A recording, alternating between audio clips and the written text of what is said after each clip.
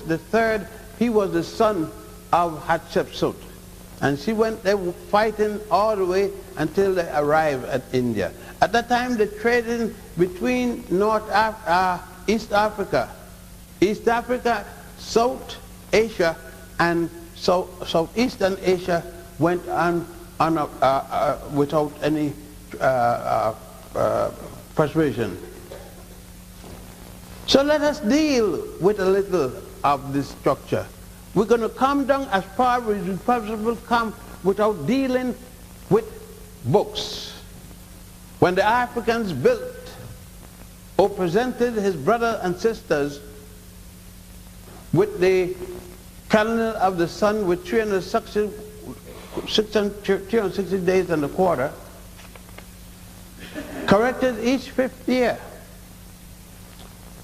Again, when the African corrected his calendar and built the farmer's calendar with 12 months of 30 days each and 1 month of 5 days.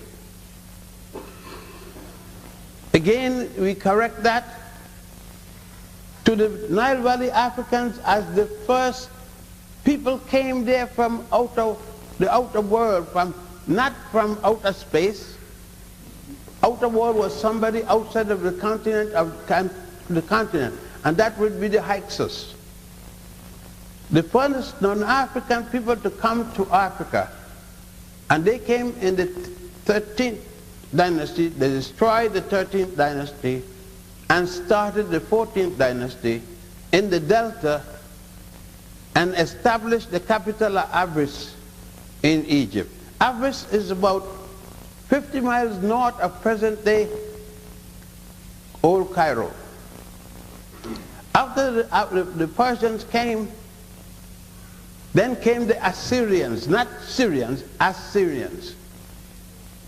And they came trying to capture, by that time, the Jews. And they were repulsed by the Ethiopians who have been ruling Egypt. After them come the Persians lower down to the south. And then comes, for the first time, the Europeans come into Egypt, other than a student of the Egyptians. He comes to Egypt as a conqueror. That will bring us Alexander, the son of Philip of Macedonia. You call him Alexander the Great. I don't call him a great because I don't know nothing that he done great. He won a few battles in war. That means he killed some Asians and a few Africans, and you say he is great. I don't know Catherine the Great. He killed another bunch of Asians again. Every time somebody kills some Asian and African people, they're great. But Hitler killed some Europeans and you don't say he's great.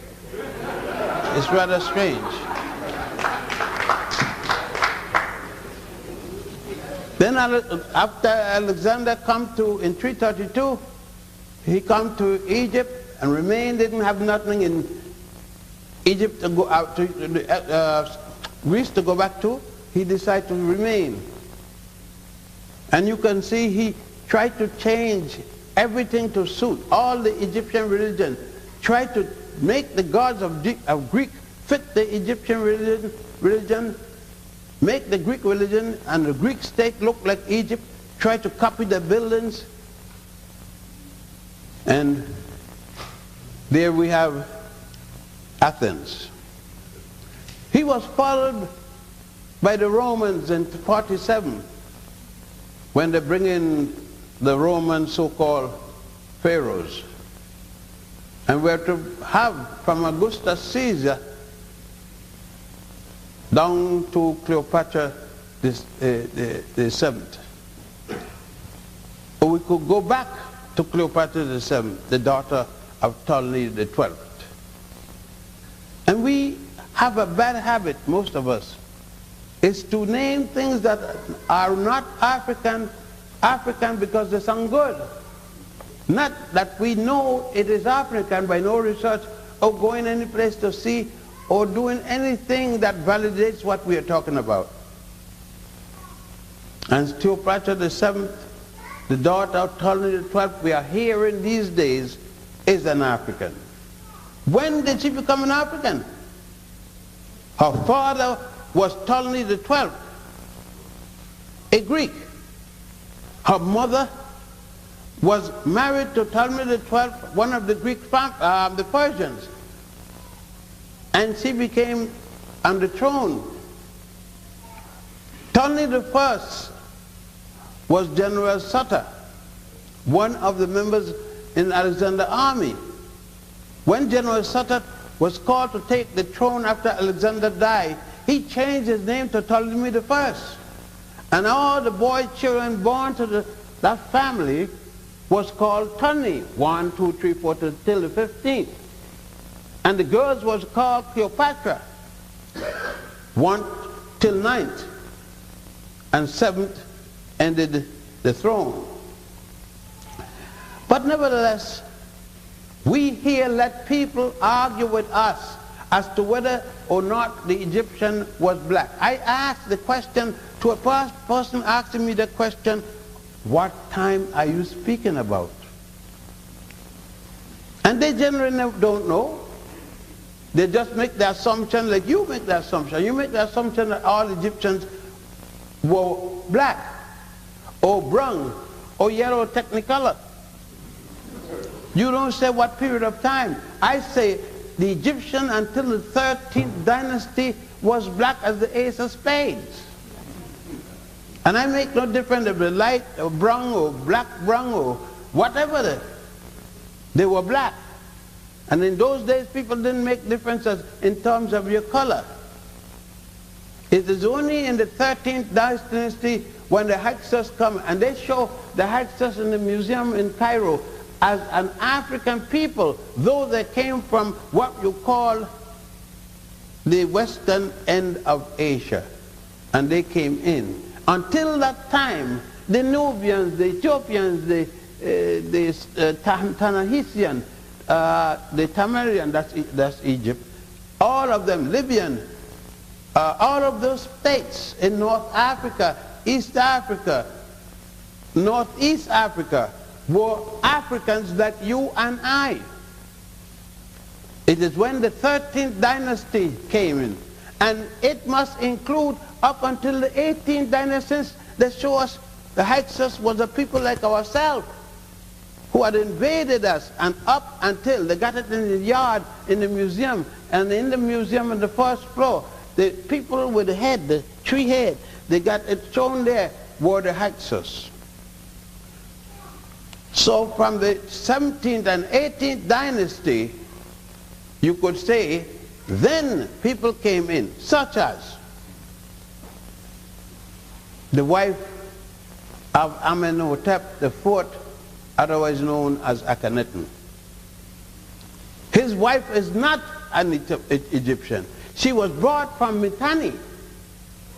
That's south of what present-day Iraq is, to marry Akhenaten.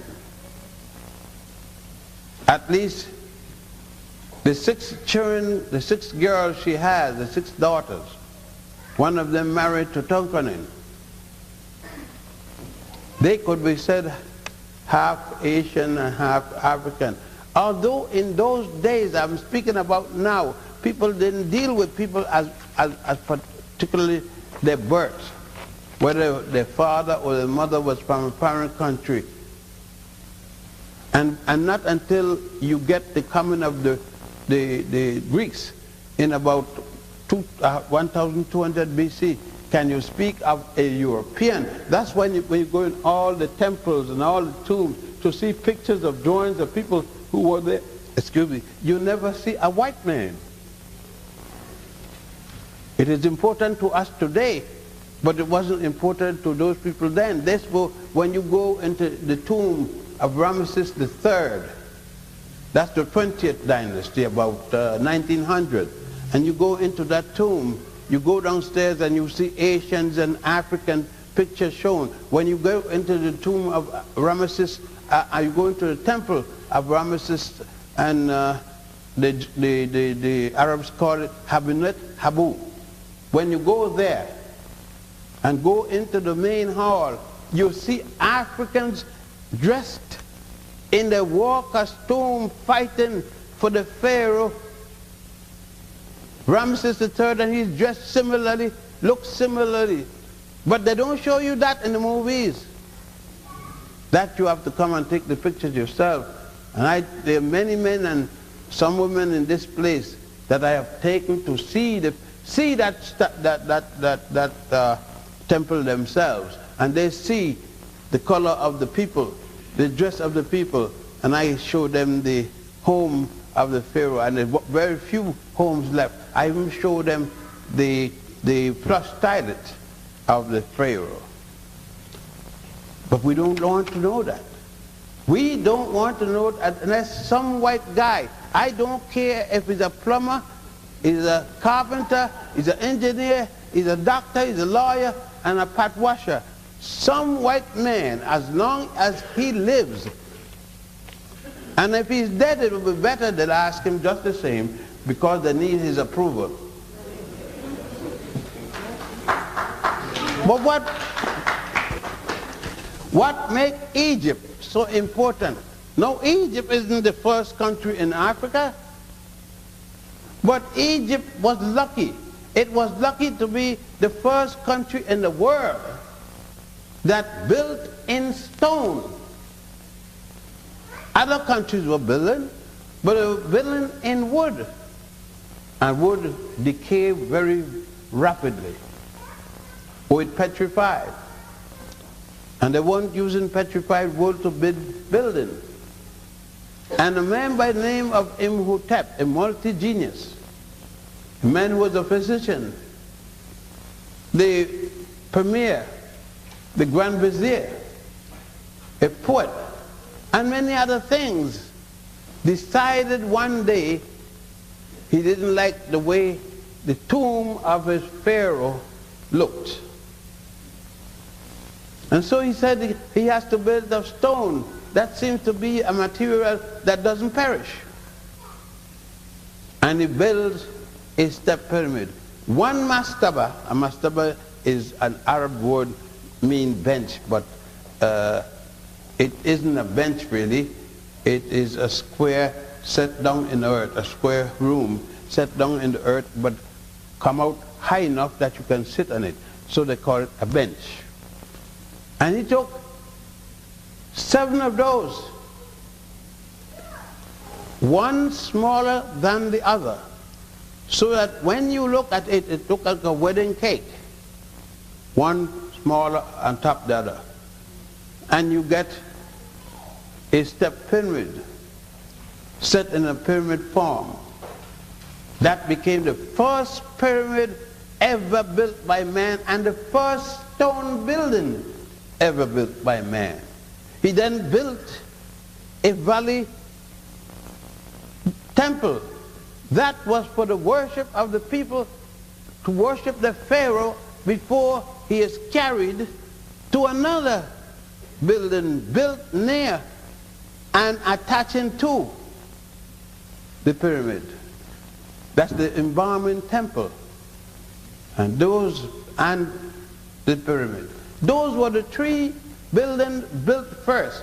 And then he built other buildings pertaining to the temple, and homes and other places for the workmen and so forth that was going to build the temple.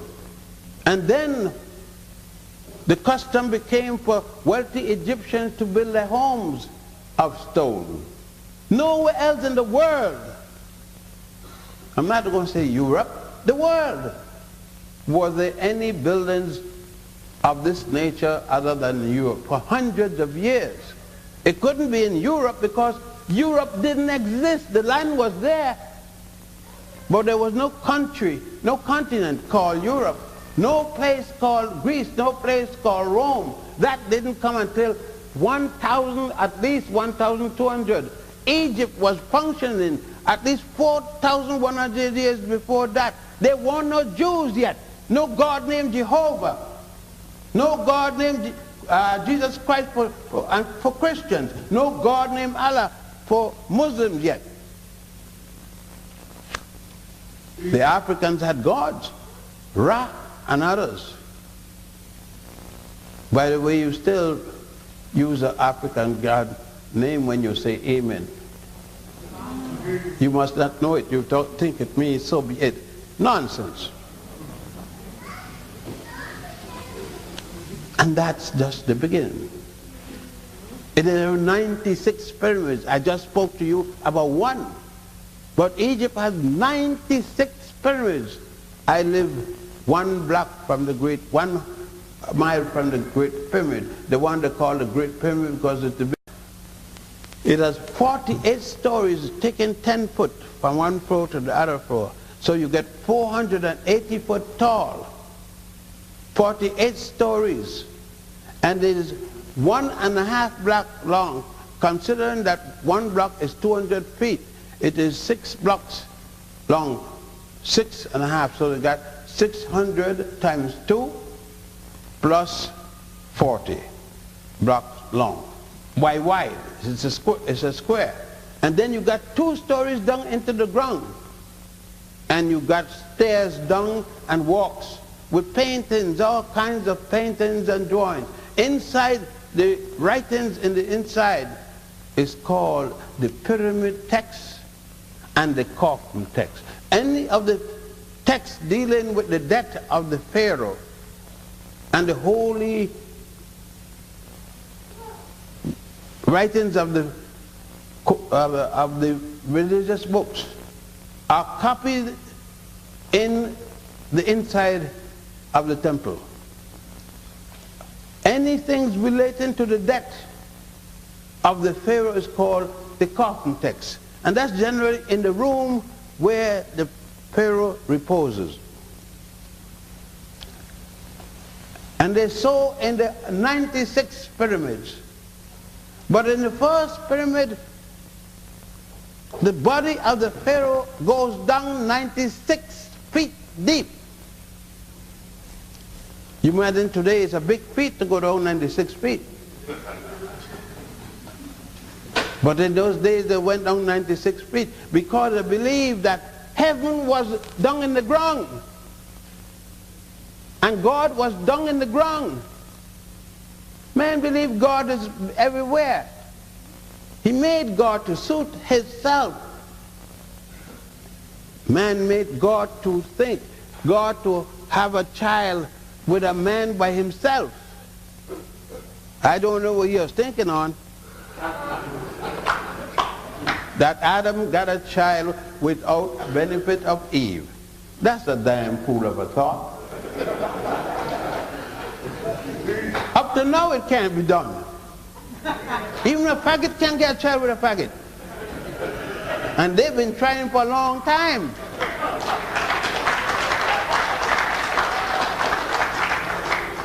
And now the women start doing it too. She got herself a girlfriend. If he can't do it, she will do it. I don't know how. Both of them could get each other, and they may get something, or at least a jiving or something. But let them keep on by themselves. They won't have me to deal with. I'm too old for that. And let us look. Egypt developed a language, a Medo-Nature language. They call it gods of the deity.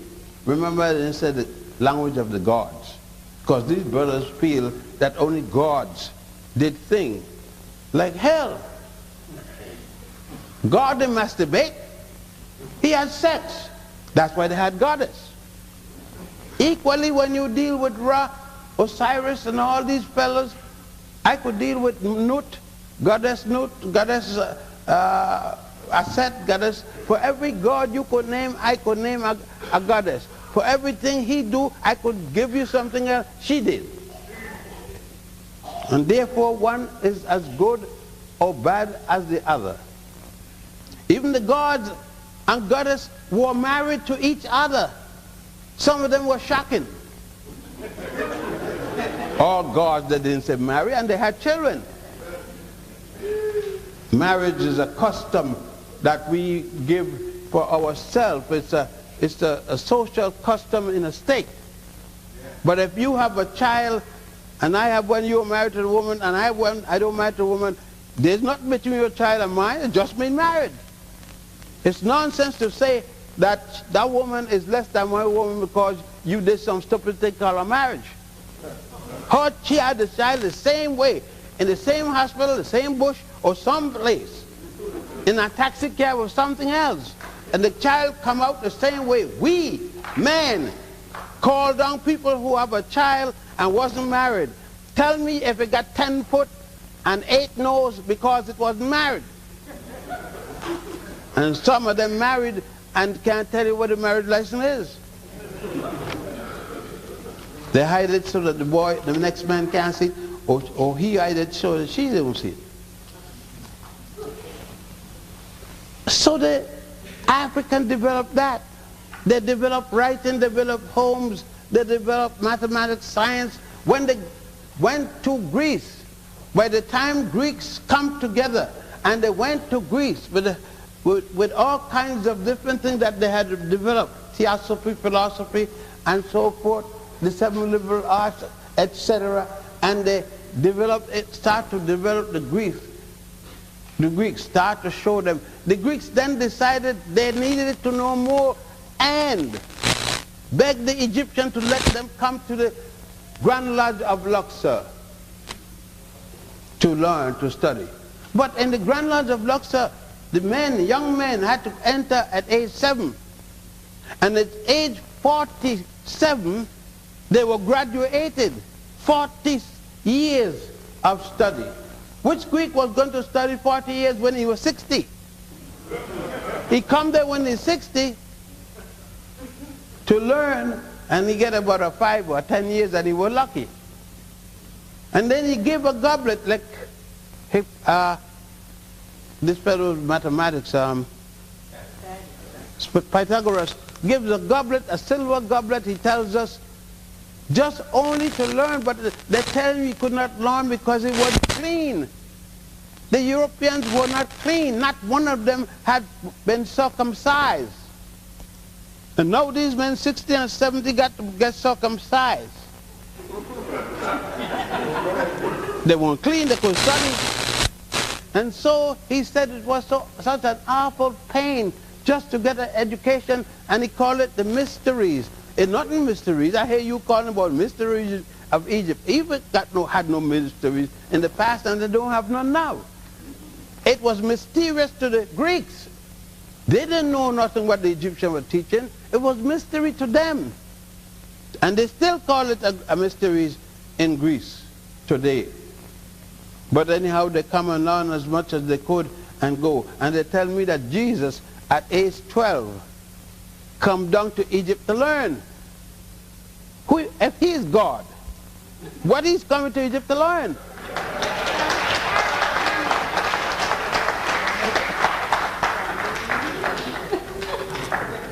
I mean, we got to straighten out ourselves.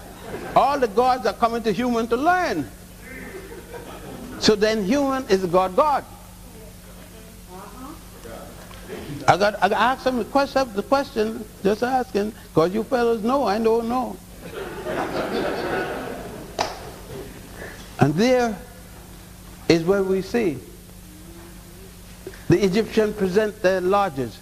They present their Masonic lodge, not Masonic temple. It's because the men work in stone.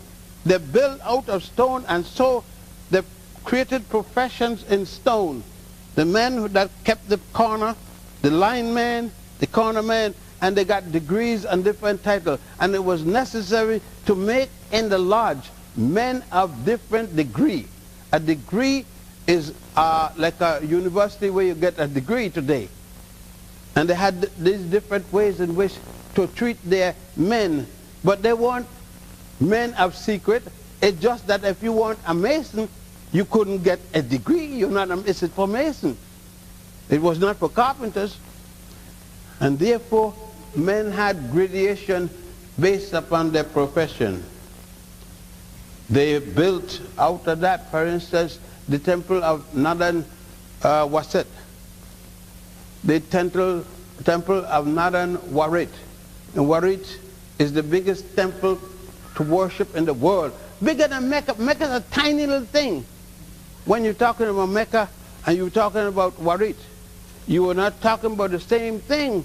Warwick, you could take St. John's Cathedral in New York City, St. Patrick's Cathedral in New York City, take the Vatican in Rome, and take the English cathedrals in John in England, put them all together, and you can put any one of you, some of you here have been with me, and see in that temple, you can go for the whole day and can't walk from one wall to the other wall.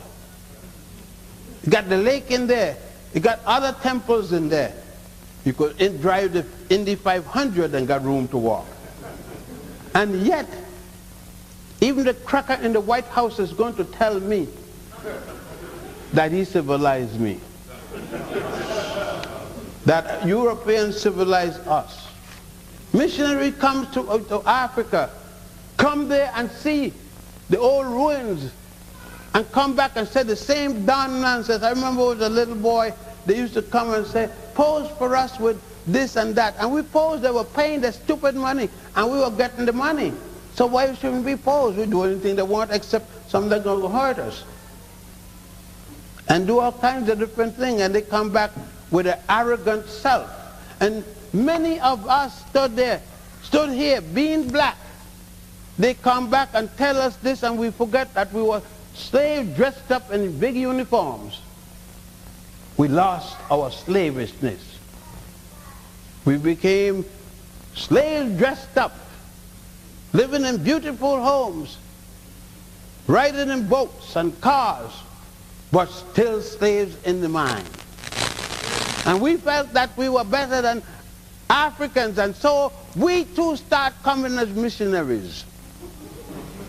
What mission were you bringing? We too come and we're screwing around on our wives. We too come and we are beating our wives in the brains. We were shooting each other's. We were doing all these kinds of things, and we come into our brothers and sisters to tell us how to be good. And forget the word slave, but obey your master. But it's not bad. We could go to Washington and see the statue for Washington. And we notice it looked like an obelisk. And the obelisk been here from the time Afghanis had subsued. 4,500 BC. How long have the obelisk that they got there in Washington been there for George Washington? And we forget he's the father of our country. We say, you forget he sold slave on the day of inauguration to Barbados in the Caribbeans. And you talking some nonsense about he's our father. He's the man you should shoot first.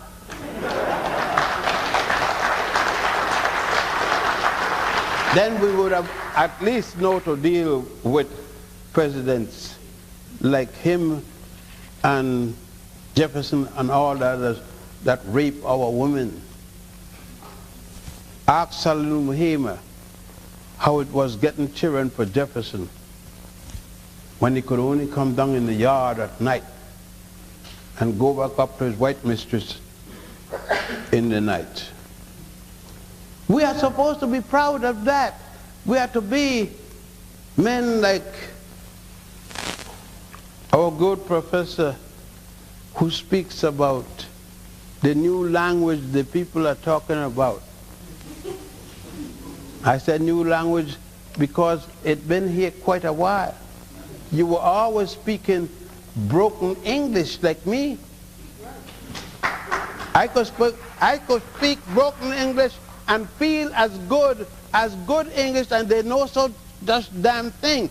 English is made up of all the Scandinavian language. It got French in it, and it got Latin in it. All the dirt of the world goes to England. England had no country. When Caractacus went to England and saw the British, he said they were too dumb to be able to be slaves. Even slaves he couldn't make of them jackasses. And the Queen of England is now saying about her colonials, the Queen of England, she's the biggest whore in town. She is a whore, a thief, and everything else.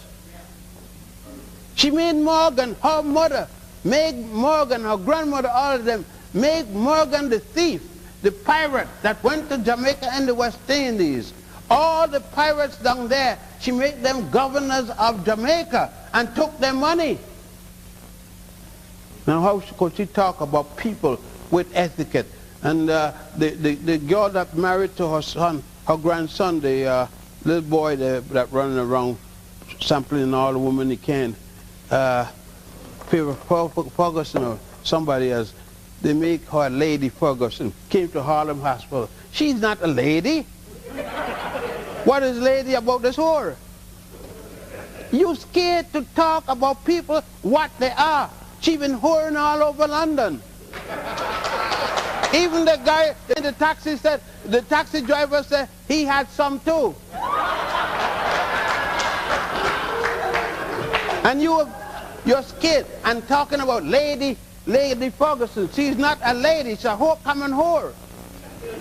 Let's tell you, you call your own sister whore, you call your sister bitches, you call them by all a name like that, but you can't call a white woman a bitch.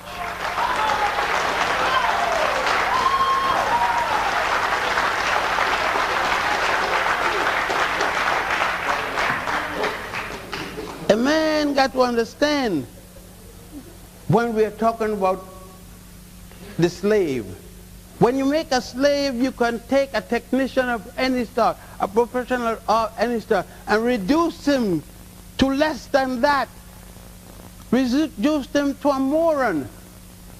You can beat him down, and that's what happened to us. They beat us down where we lost our origin. We lost, and we became senile.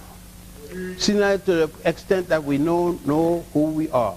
Some of us argue that we are chocolate-coated flavor brown. Some of us ask, you look at me, I'm only black, but I'm not black. Some of us got black like the ace of spade with blonde head. We got blonde head.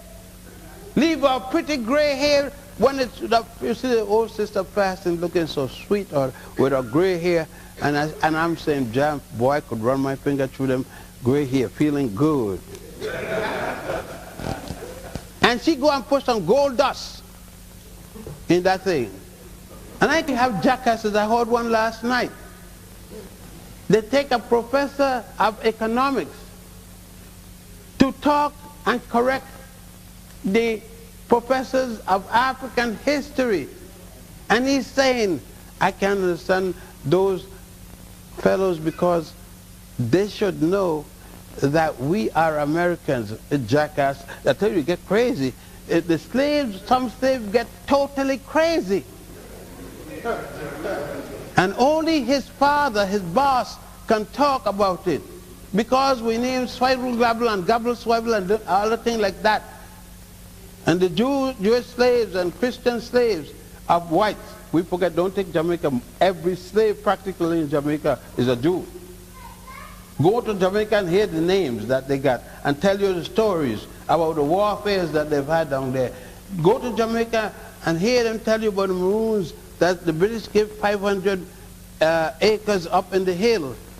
And speak with the Maroons and speak with the Rastas. Don't talk Rasta and these fellows just run in here, the stinker, and they won't take a bath.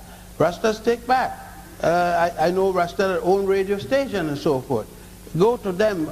Erie, the station is called Erie, up in the place past Montego Bay, the largest city past there. And they got all the people who work there Rastas. And let them tell you, let them show you, let them be with you and be with them. Be at Minnie's place up there and hear them talk. The Rastas who were members of parliament, Rastas who are professors at the university, Rastas, all of them. I met with so forth. I met when I went to the University of the West Indies in Jamaica. And let me tell you, they got history, beautiful history, and the Fort Royal and so forth, and you get some history to talk about. Black people have made history. Go down to the Caribbean, further down in the Caribbean.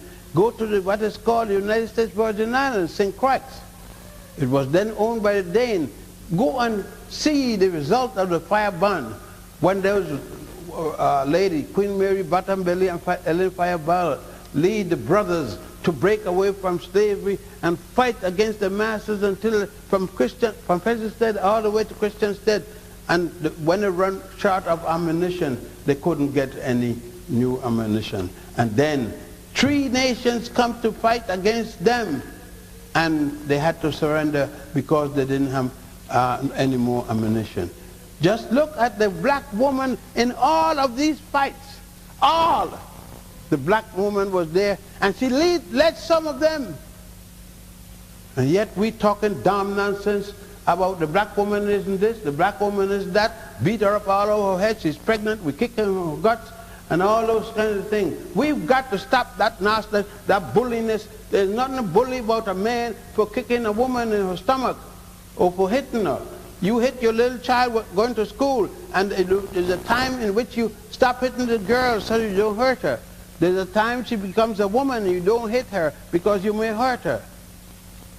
And we don't learn. We feel big. We are doing, we're bad. We are heroes. And then mad because the woman pressed her hair. But who the hell is she pressing her hair for? A jackass like you. She pressing her hair to please you. She believes that you want because all the white women can't walk because you dump behind. Don't let them, like O.J. Simpson, he got what he deserved.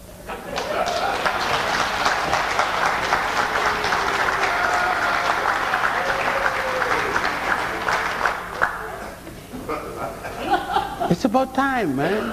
The game for playing is over. We are beautiful Africans that were made slaves. And the slave mentality is not only to say, boss, please do this for me. The slave mentality is not only to beg, it is to stay begging. But the African mentality is to get my woman and me and my woman, we continue to build for ourselves. The independent mentality to look at your black child and be proud of the black child and to feed not only your black child, but to feed others. You got a good income coming and you see a black child could do well, only will need some support. Ask the mother if the mother's wrong. If not wrong, adopt it. Ask the mother, can I help you with the child? You don't have to groot her. You don't have to dig into her just to help her child. Because a mother will let you get her body if you do it right. And it is nothing wrong for her to give her body to a man who helped her child because that is what she got. That is the only thing she's got. And it's holy and it's sacred, and she should be able to give it to who she wants.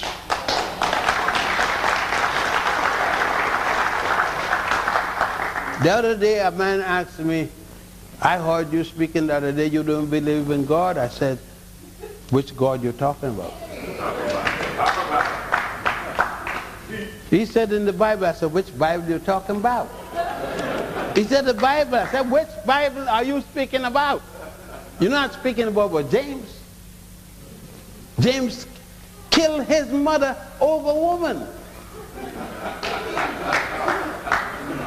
So you're not speaking about that one to me. You're not speaking the one by the Jews. The Jews of Europe who didn't think of the Jews in India, the Kashim Jews, who didn't think of the Jews in Ethiopia, the ones they call the Parasha, the Beta Israel, 9,000 of them the other day went back to Israel. You're not talking about white people. Talk about Jews. You're not thinking about the Muslims. They just start a Bible the other day with Muhammad, and he's supposed to get up on a carpet and flew to Mecca on a carpet. I am a jackass to think so.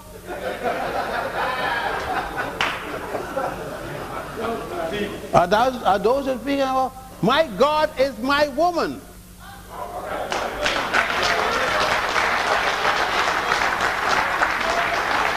She feeds me. She clothes me. She comes to my side when I'm ill. She constantly urged me on. When I didn't have jobs, got 5%, the wrong thing they said at the university.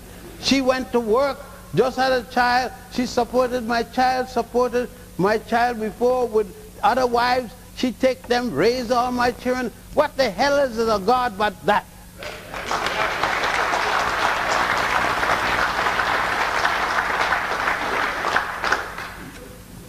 I know a lot of you mad about that. Because I'm not saying, my God is this what I have never seen.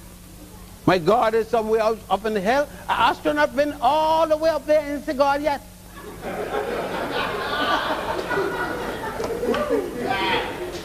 I mean, don't be mad at me. I'm not mad because you believe in God. No, don't get me wrong. Go on. But don't mess with me with mine.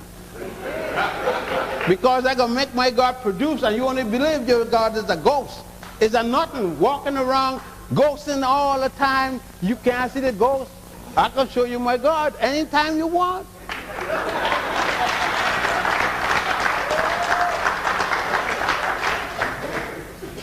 So we think of this. Think of the Africans in Egypt and Ethiopia and so forth, making medicine, making cosmetics, making the first medical thing that we hear of is the Ebers papyrus, when they were making a suppository to insert in the vagina during the time of Hatshepsut. Hatshepsut being the only woman up to today was called a queen king. The only woman that ruled a nation as a queen king. She said she was a virgin long before Mary. She was born in 1480 BC, 1480 years before Mary. And she said God Kunum and God Ator was her mother and father. And she ruled on that basis. They had to accept her as the queen king. There have never been another queen king since. Isis, the one you call Isis, I said, become pregnant for her, Osiris, when he's dead.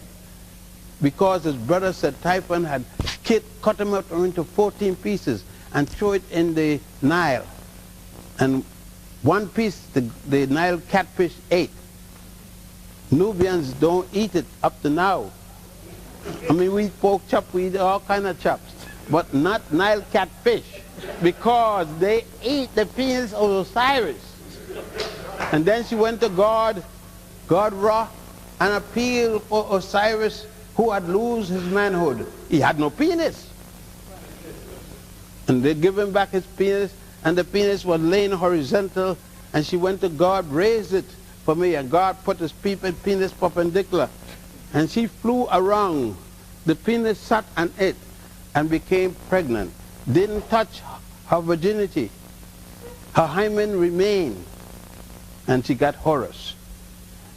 4,100 years before Mary got Jesus. And they're telling me about first virginity? You crazy or something? I could name 15 virgins. Egypt had 42 towns. And each town had a triad. A triad is similar to your triad. Jesus, Mary, and Joseph. And Joseph didn't get nothing, but the triad they got. And the one that's shown in the temple at Karnak, when you go down in the yard, ask anybody who's been there with me, I show them. They cut off the head of the male and the female, and left the little child, the son, in the middle, as similar to the crucifix. That's what the Christians did when they come in and took over the temple. The temple of Hatshepsut's father. He was Thutmose III. She married her brother symbolically. He was Thutmose II. And you could go to the temple of Hatshepsut in the valley next to the Valley of Kings and see it, the first two-story building in the world. 2 stories. And go and see how they try to copy buildings. Go to Rome to see how they try to copy the Colosseum to make it look like the Great Northern Temple. Go and see. They make a wall, to make a double wall. They had to build 2 walls and pour sand in it. The Egyptians and the Nubians built solid walls. They built columns. A column, you could take the tallest man here, take 6 of those men and span in so, not enough to span 1 column. And there's 134 of those columns in 1 room called the Hypostyle Hall. And that, they don't tell you nothing about that. Nothing at all. And not a bit of mortar in the masonry. And there is no brick in the step pyramid made of no material. And all the time the Jews build the pyramid. Where? There's 44 of those pyramids in Sudan.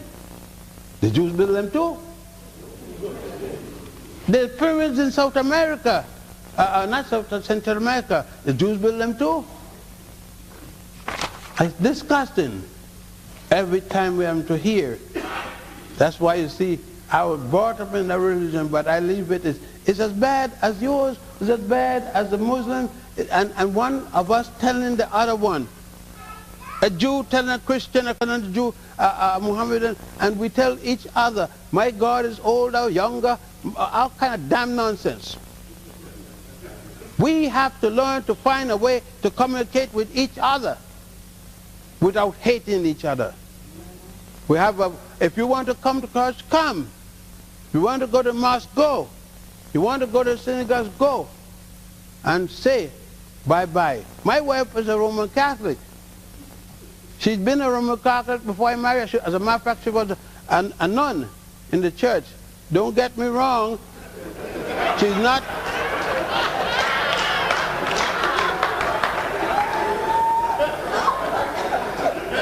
I didn't take out the church. She came out the church, and Mother Superior tried to push her up, her hand on the dress one night, and she walked out the church and came home. I knew her before she went in there. Was a girl. I had some years in. I spent age 6 to 23 in Puerto Rico, my mother's home, and I know Gertrude when she was in school, around 6th grade, because then she troubled me as a little boy. I was small too, and I told her I'm gonna get hold of her one of these days, and she went in that thing for about 20 odd years and came out, and I ran into her one day. Clark's men's store. We used to be in Butch, Butch's the jewelry place, and I ran into her, and she had on the regular clothes. She had got out the habit, and I said, you go to England? She said, so what? So I said, nothing, I just want to say hello. I'm Yosef Ben-Yeka. And she said, you can't be Julia's boy. I said, if I'm not Julia's boy, I'm something. She says, what are you doing? I says, well, them here. She says, I'm not in church no more. I said, then she said, no, I'm married to God. I said, which one? Jesus? I got to ask. I got to ask because I forgot that she was a Catholic, and she said she's married to God. I got to find out if it's Jesus, Muhammad, or who. You don't know just because she tells God, you can't assume it's one or the other. And she said she was living with her uncle and aunt, and I said, well, can I come up? They said, you could come, but all we have to use a soda. We don't drink. I said, I don't drink alcohol either. And she said, so I went up, and I went and found that her aunt didn't have a man, and she had never had a man. And Gertrude didn't have a man, had never had a man. And I said, damn, this house full up of people ain't got no man.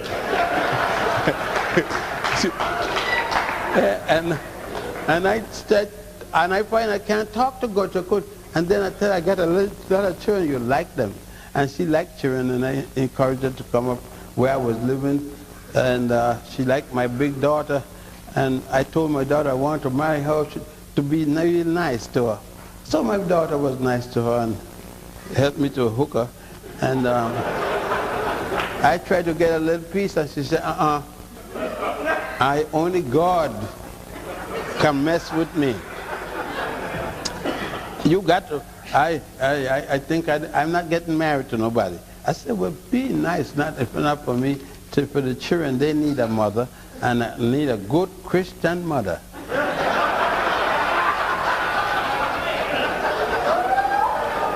I became Christian overnight.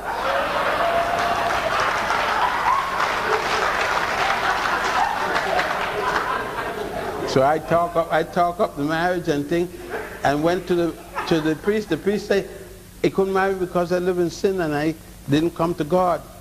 Then I went to some places, and so I decided I would marry her in her uncle's house, and we get the clerk of the court to come up to us. Now that cost a good deal of money, and the clerk called her friends, that girlfriend, and we had a nice little wedding, and she was shaking and things because she was going to get what God didn't give her all them years.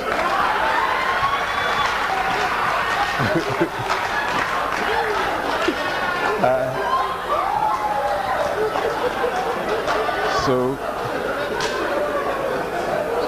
we got married and so forth, and then we got children. She raised the children, the other children that I had, she raised them, and we adopted 2 children since I married to her. She got 2 of my 20 children, and Kwame is 34, and the girl is 42. He's going to 43. We have done very good, and I respect her. Her uncle is dead, but her aunt is 94, and she's living, and we see each other quite often.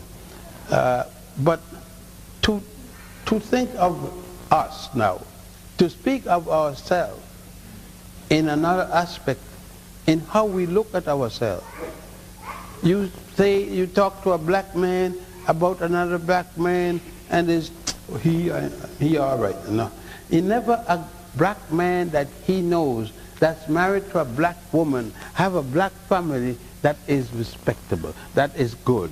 It's always he always never have a good word. We never have a good word for a black family. We got the white man, Mr. This, Mr. Turtle, Mr. This, Mr. That. It's always something good about the white man.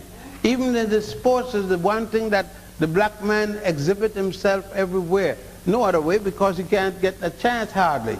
When he barely get a chance, he can't exhibit himself. He got so much trouble living in the suburb. He's trying to get white, like Michael Jackson, but he'll never make it. I want to see the gorilla that Michael got. We have to realize that in all of this, we have to establish to each other. I don't give a damn if Carter don't like me. I don't care. I don't care if Carter's wife, his daughter, don't like me. I care if you like me. If you like me for this, for that, or for the other, makes a difference to me. When I come here, I don't want to eat in the Renaissance. I don't want to eat in the high name place. I went this morning, I eat to a restaurant and had me some pork. I know you all got mad. A nice some pork patty, and I had help me, man.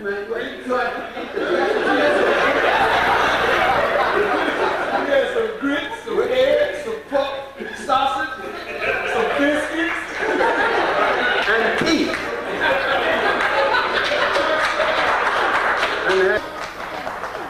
And I had 2 sisters were serving their food. Man, I was so sorry that I, in temporary retirement, but I'll get back, who knows. And I noticed, and the sister looked so good. The one sister, the tall sister, I mean, it's just, man, that was like good thing. And you see, I behaved myself like a nice gentleman and so forth, and it was, you could see the place that needs some work, some money can do, but the food was good. It make you feel comfortable. that when you eat it, you don't want to get up and go. You feel you could have another serving.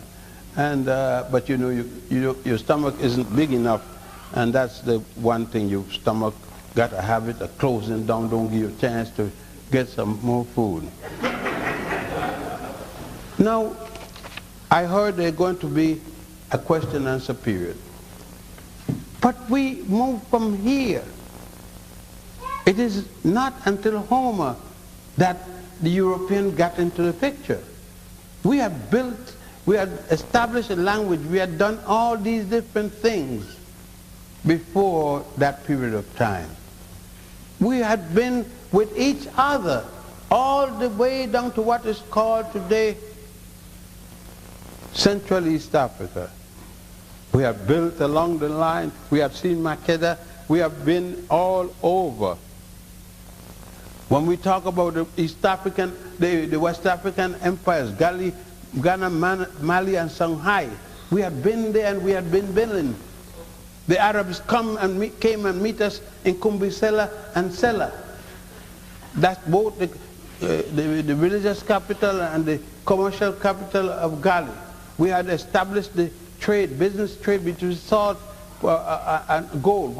Gold and the West Coast, salt in North Africa. We had traded as they come, as the Greeks and the Romans come, we traded, bring them, Septimus Flaccus, when he was writing his report. We had done this. We had given a home to the queen of, they call her, in this place they call her by a different name than what we call her, and the name now I'm trying to think. When she come to North Africa, looking first to Egypt, looking at home, and the Egyptian told her she could stay there, and she continued over, and we established the nations, various nations of Southwest, Northwest Africa. We had established St. Augustine. You Christians here talk about St. Augustine. You forgot he was born in North Africa, black as tar, and he went to school in North Africa. He went to school and there becomes a talent. At age 19, he was speaking already all the great things of the teachings of this world. And then he was asked by Ambrose to come to Italy to teach. And he went at 29, he went to Italy to teach. And Ambrose, the greatest scholar in Europe, learned from him and quickly ran. When he asked Ambrose, where you got it from? He said, I got it from a place called Egypt. Ambrose picked up his suitcase and he was off to Egypt, where he learned and come back to teach in there. Augustine's mother Monica came and died. Dropped down on the pier and died when she see her son. Augustine went back, said the Lord is punishing him, and he got to go back, and went back to North Africa and established a monastery and wrote the book called The Confessions of Augustine.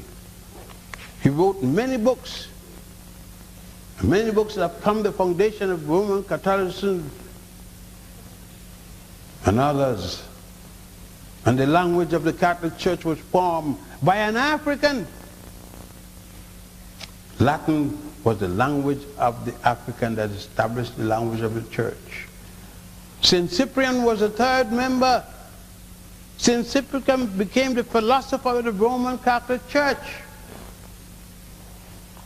And then there start to be 3 popes of the Roman Church and 3 emperors like Honorius, the last one being Septimus Severus. But no one speaks of it. No one says anything about the Catholic Church having brown bishops, black priests, black popes. Nothing. Unless you know, you will never find out from their teachings. And they got all kind of schools in the black neighborhood. They're no different than the government. They don't teach it. And when you teach it, you got some stupid jackass who got a chance to be with some white man, and he got to speak with, and the white man says, tell him what I tell you, jackass you. And so we fight each other, constantly fighting each other.